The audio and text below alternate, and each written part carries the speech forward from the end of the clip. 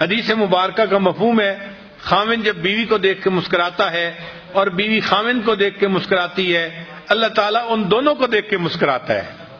تو ذرا غور کیجئے نا کہ اللہ تعالیٰ کو خوش کرنا کتنا آسان ہے۔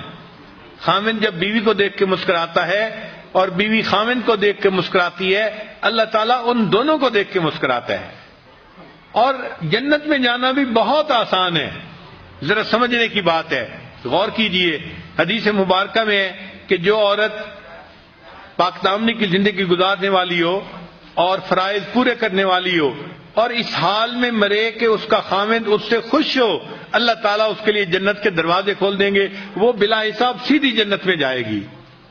اب اس حدیث پاک کو پڑھ کے مرد یہ سمجھتے ہیں کہ بھئی عورت کے لیے جنت میں جانا تو بہت آسان ہے۔ بھئی عورت کے لیے جنت میں جانا یقیناً آسان ہے اگر وہ اپنے خاوند کی خدمت کرے گی، اس کو خوش رکھے گی اور فرائض پورا کرے گی تو حدیث پاک سے ثابت ہے کہ اللہ تعالیٰ اس کو جلدی جنت عطا فرما دیں گے، وہ سیدھی جنت میں جائے گی۔ مگر اگر خاوند نے اس کو زندگی میں خوش رکھا ہے تو سوال یہ ہے کہ کیا وہ خاوند کے بغیر جنت چلی جائے گی؟ بھئی جو بھی اپنے خاوند سے خوش ہے، اگر اس کو اختیار دیا گیا کہ جنت چلی جاؤ تو کیا وہ خاوند کے بغیر چلی جائے گی؟ نہیں جائے گی، اس کی وفا کے خلاف ہے، کبھی ہو ہی نہیں سکتا کہ وہ خاوند کے بغیر جنت میں جائے۔ تو اگر بیوی جلدی جائے گی تو بیوی خاوند کو بھی ساتھ لے کے جائے گی۔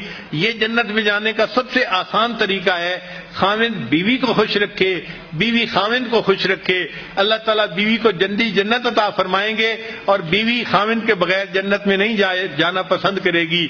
اللہ تعالیٰ ہمیں نیکی تقوی کی زندگی گزارنے کی توفیق عطا فرمائے اور ایک مثالی خاوند بن کر اللہ زندگی گزارنے کی توفیق عطا فرمائے۔